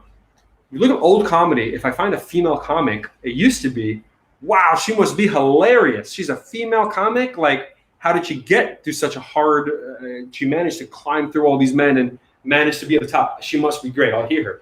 Now, if I turn on Netflix and I see a female comic, I assume it's so that they have more women comics. And I just stop listening. I just don't listen to it. And it's unfair to what might be a really, really successful comic. I'm just going to make an assumption about them. And I imagine that similar thing is happening in academia as well, from an employer's perspective. I've never employed anyone in my life, so I might be talking out of my ass, but I can imagine it definitely would be something on my mind.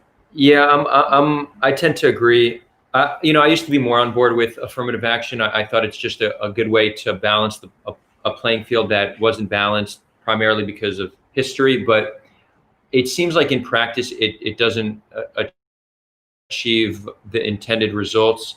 So all the points that Nate just brought up. But again, I want to bring up something on a psychological level, because I think this is where a lot of the anti-racism is getting wrong. They're throwing out policies that they don't think how that will affect how other people, it changes people's views on others. So many, if you're at a college and you now see a black person, you literally might think, oh, well, they're just here because of affirmative action. Sure, you could condemn that person for thinking that way, but that doesn't change the fact that people may not be giving black people the credit they deserve for reaching high places. They might just say it's affirmative action. That's exactly one thing. Another thing is black people have a very high rate of dropping out of college, much higher than white people. And the theory as to why this is because they're getting into, many black people are currently getting into schools that they're not qualified to get into because of affirmative action. And it's just very hard for them to keep up because it's not based off merit. They got in because of race. So I would say that's putting black people at a disadvantage if they're getting to college and then dropping out. I think the solution is to reform the public school system and how public schools are funded, which are currently funded through property tax, which is super classist. The fact that if you're in a poor neighborhood, then your public school is not going to have much funding makes no sense. We need to change that. And I think that is the best way to get more black people into Ivy League colleges. It's by giving them a good education from a young age, not throwing them into a high-level education because of their skin color. Yeah. I have no opinion on that because I don't know enough about that topic. Cool. Thank you, Serena. Off-killer concepts, one of our regular guests, reconciliation for Palestinians, next topic. Well, as you know, that's the most common topic we talk about, so be sure to tune in for our next Israel-Palestine debate and ask that. Can you give an example of a policy that puts people in the mindset of abundance? Sure. I would say that we need to get to a situation where if you're working 40 hours a week, and I think we could evolve past the 40-hour work week. I think we could get to a point where we're working 20 hours a week, 30 hours a week. Because of automation, we're having more and more productivity, but those who own the automation are the ones who are getting all the money. So the productivity is not kind of trickling down to the people, and people now are working longer for less than what their parents were, and that makes no sense given today's world. So I would say anybody who's working 40 hours a week should be able to live a decent life. They should be able to start a family. They should be able to rent an apartment and build a future for themselves, and even be able to save up enough for traveling. Now, maybe some of this comes down to having good financial responsibility, which is something that our education systems are not currently giving us, right? So we need to put some kind of, financial education in K through 12 education so people manage their finances better. But the fact that currently on minimum wage, you cannot rent an apartment in any city just doesn't, if you can't rent an apartment on a minimum wage, you certainly can't start a family. And just the narrative that, well, minimum wage, you're meant to work your way up. Well, there's not everybody is capable of being a manager or being a boss or starting a company. Everybody has their own sets of skills. Some skills just are not the skills needed to make money in our current society. So we can't have a situation where those people are left behind because they just are born differently, because they're not born with the skills that this society says they need in order to be rich. So I would say, and again, I'm not even convinced the solution is making a much higher minimum wage. I think that there's arguments against that, but we need a situation where if you're working 40 hours a week, you could live a comfortable life no matter what your job is. Like, that just seems to make sense in today's world. Nate is more of a. I love suffering. I mean, you're just more of a libertarian, so you accept suffering as a part of life. Condition, yeah, it's part of life, right? I think that's it. One guy yelled dick. I agree. Rafi, you're really trying to get us in trouble with your question here. Yes. I'm actually going to bring this up. How do you feel about IQ differences between groups and how this plays out in rates of success? So I think this is one of the most controversial topics. What does he mean by groups? I think he means races or ethnicities or whatever. You were talking about height difference, for instance. Yeah, well, that's true. It could also be. There could be an IQ difference between any conversation you could have about height differences. Yeah. You could have about anyone else. I would say that one of the biggest problems with lumping people into groups is eventually you might find a difference in, let's say, something like IQ. Now, it's hard to know if differences in IQ are a result of race or if it's culture or socioeconomics, because we just can't accurately test it currently. I don't think any of it matters. No. No. This is exactly. That's what I'm going to get at. But this is the same topic conversation we had before. People are individuals despite a graph. Let me get there. It doesn't matter. Hold on. Let me get there. Because many people still make the race argument, so I want them to understand that. They're just as dumb. We don't have enough information right now to know if there's any differences. But what if we had the information? It doesn't matter, and that's exactly what I was going to say. Exactly, it doesn't matter because it says nothing about the individual. If we say all Swedish people are tall, and when we meet a Swedish short person, you can't just put him on the roller coaster and say no. Exactly. It says here Swedish people are tall. You're a fucking individual, and individuals should be treated as individuals. And no individual is a graph. Doesn't matter if you're talking about money, IQ, height, ability to play basketball. Doesn't matter. You know how many people ask me if I play basketball because I'm tall? Right. It's like fucking crazy, and then they assume I'm good. Well, to assume I'm good, you should get pass me the ball and then be upset at me for not being good. Okay? So, I am not. Leave me alone. So the key here, and I agree with you, is on an individual level, it doesn't matter because you know nothing about the individual. Now, some people. No. Because on an individual doesn't matter, therefore on a non-individual matter, also doesn't matter. Yeah. What's the difference? I can just give you a berry and you say this is good enough. I say, well, most berries are non-poisonous. Here's a mushroom. Most mushrooms are not poisonous. How does that matter to you? You are now dealing with an individual item, okay? Mm-hmm. This individual item was never represented by a graph ever in history. Okay? Yeah, that's exactly the point. Statistically, every man has one tit and one testicle. We're in agreement. There is no person like here. this, though. We're in agreement. So what I'm saying is, if an individual is not represented by the graph, if an individual is an individual, despite what the graph would say, whether or not it's true or not, okay? Yeah. I cannot judge you as a violent person. And then when you say, well, what if I judge you as a violent person? You say, well, I'm not violent, but I showed you a graph saying, well, it says here the most violent people are men. Even if this is true, that doesn't make you violent.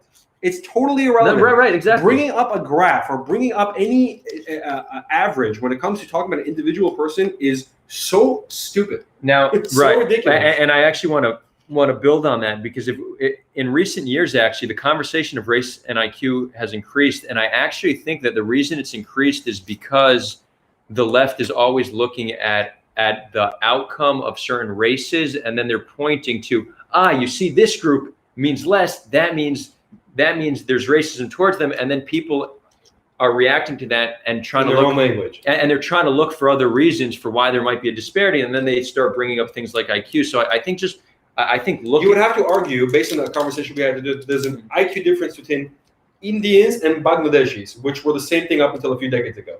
Right. So what happened? We draw new borders, and now people become smart. People become dumb. No, it's crazy. Exactly. But so I would say that I think part of the reason this conversation is becoming popularized is because the left is constantly looking at outcome based off race and gender. But I would say anybody who's making the racial IQ claim should be strongly condemned because even if it was true, there is in no way does society benefit from that conversation. Let behavioral geneticists talk about it. I disagree. You think? I really disagree. Okay. Just talk about whatever you want. And whether or not you don't need to have a degree in something to be able to talk about it. No, talk about it. I was just saying that it's stupid because you're not actually solving anything. It's like talk about what the color of air is. Well, so you doesn't tell anything about individuals. So look, if there's a dude if somebody's tweeting every single day race differences, we should racial IQ differences. It's fair to condemn that person. You can condemn, but you're condemning him for what? For being wrong? They're condemning someone from saying it's going to rain tomorrow. No. You were saying you want to condemn someone because you're saying a topic should be discussed by you. I'm saying that there are topics that in discussing them, they cause harm and they don't solve any problems, that it's completely fine if somebody is just spreading. This is where you and I diverge completely. I'm saying by you saying that there are certain topics that shouldn't be discussed, this is creating more of a problem. I'm saying you should discuss anything you want. Anyone should be able to, total free. You want to talk whatever you want to talk about, Harry Potter theory to the universe, whatever you want, talk about it. Doesn't mean that it's true. It doesn't mean that any individual should accept it about themselves. And by the way, you notice I said it doesn't mean it's true. It doesn't matter to an individual, even if it's true. Okay? Yeah, but that's not how it translates into many people's minds. So it doesn't matter. I don't give a shit. Okay? You cannot. If somebody's using their platform. Okay. Listen. Wait. Hold on. You can look at NBA statistics. Okay, Mm-hmm. let's take a non-political thing. Look at NBA statistics. Okay. If you're tall, you take the average. Take all the successful NBA players and make an average into them. Okay, they have a person, dark complexion. He's going to be taller. Okay, probably bald. He's probably shaving their head bald, whatever. Okay. Mm-hmm. Certain characteristics that you can say are an average. Okay. Now, if we're choosing teams for basketball, and I choose someone who is most similar to that average, and that person happens to be bad, can I be upset at them for being bad? What I'm saying is no, because even if those statistics were absolutely true about the NBA, it doesn't mean Ted has to respond to them, and that it applies to Ted in any way, shape, or form. But this comes back more to the psychological thing. I don't always look at things at how they are at face value. I look at how they're translated in the human mind. If somebody has a large platform and they're using that platform to spread the idea that some races are more intelligent than other races, what would that? Okay, let's say it's true. Let's say they say you're an Ashkenazi Jew. Okay, right? Ashkenazi Jews are smart. Mm-hmm. Is it possible that you are not?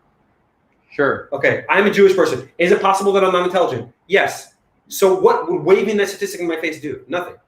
Because you're being rational. But I'm looking at the masses and how they take in that information. Most people. Even worse. No, but we're gonna have to make another episode. Yeah. We're totally disagreeing now. That's even worse. Hold on. So you're saying you are smart enough to understand what I'm saying, but most plebs won't, and therefore we need to change the discussion we have around them. What I am saying, it's not changed the discussion. Currently, the discussion on race and IQ is a marginal group, and I think it's fair to say that it's an irrelevant conversation, and it's a conversation that causes more racism and more harm. So why have it? It's not that I don't think it should be illegal, right? Free speech is very important, but I think if I could point at any conversation I thought was useless and say let's not have it, I wouldn't talk.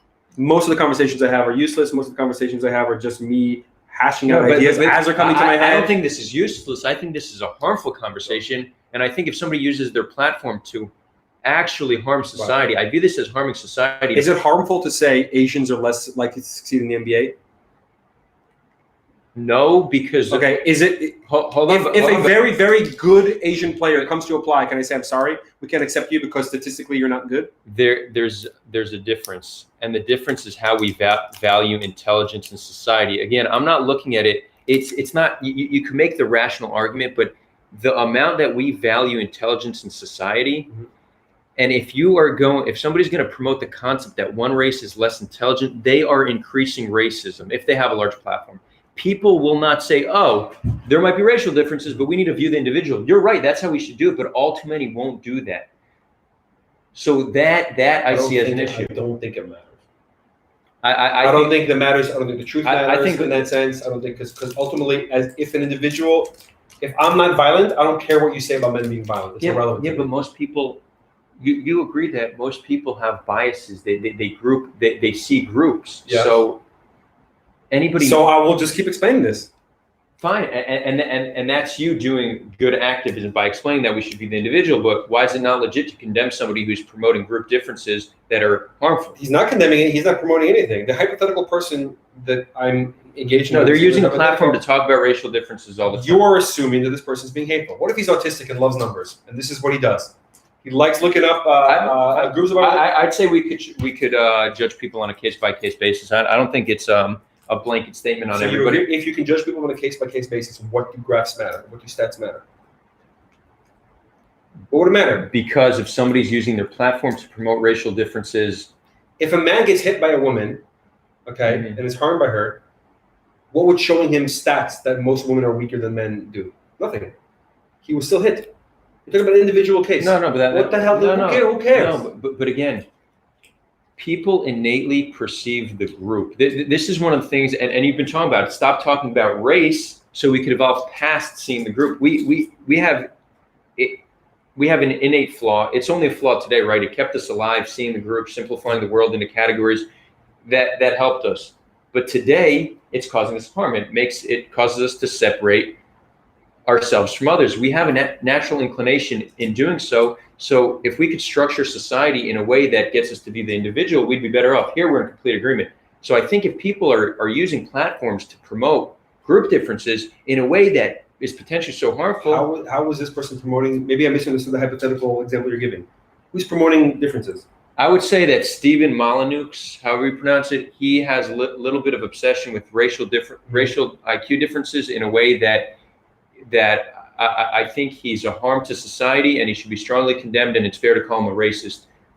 Like that? Racist? I don't know enough about Stephen Molyneux. Yeah. I'd say that's a fair statement. I'd say if you're a geneticist, then it's relevant, but if you're constantly bringing up racial differences, yeah, you could question somebody's intention. Well, I don't understand why. Because they're using a platform to spread ideas that are likely to cause people to be more racist. What if they did height differences? It depends. Height differences, we don't have a strong bias on. Give me an example of that. What if someone wanted to prove people in most cultures or most areas have different heights? No, that's fine, because we, on a societal level, don't give the same value to height the way we do to intelligence. Again, intelligence is something very, very. I'm not disagreeing with you there. I'm saying that. No, but that's why. So it's a case by case basis that I think intelligence is something that there's so much value to intelligence, and imagine, and also height is something that you can see on an individual. So you're not going to see a tall Asian person and think they're short, because you could actually see it. But if you're under the impression that a certain race is less intelligent, then you see an individual and you're going to assume they're less intelligent. So it's also something that you can't see right away. And then you're just going to jump to a conclusion innately, right? You're not even a bad person. You said that intelligent people get paid more, right? Yeah, generally. Okay, let's start a movement to pay dumb people more. Well, let's have rich people pay. Let's have smart people pay a smart tax, or smart people have to pay certain to less smart people. That just seems like a harmful policy. But I think dumb people should be able to work a job that they can do and get enough money to live comfortably, for sure. Yeah. We're going over. Whatever. Well, lost me an hour ago. Rafi, that's on you for asking one of the most difficult questions ever. I had to pee and wrap it up. Yeah, guys, we're gonna wrap it up. Thanks for the questions. You could pee. Maybe I'll chat. I always do a little solo run. Oh, cool. Well, just in case I don't see you, thanks so much for having me. This is really fun. I hope you're staying, right? Do it again. Yeah, I'm still here, but I'm gonna wrap up by then. That was awesome. Thank you, guys. If you like what Nate does, link to his Facebook is in the description, and all my contact information is also in the description. Like, subscribe. I recently opened up a Patreon. Patreon is a way to support artists and content creators. You could go there and you could donate $1, $2, $10, $20 a month. It's up to you. And this really will allow me to eventually do content full-time. I am only currently able to dedicate part-time, and I would like to make this a full-time thing. I also have a full team of interns that I'd love to be able to give them full-time jobs in the near future. So anybody who supports me on Patreon would help make that a reality. Thank you to everybody with the questions. Thank you, Serena. Thank you, Rafi. Good to see you here, Ty. Thank you, everybody. And as always, we're open to hear suggestions, topics of discussion. What do you want to see discussed next? With love, from Tel Aviv, Israel, Adar Weinreb, signing out.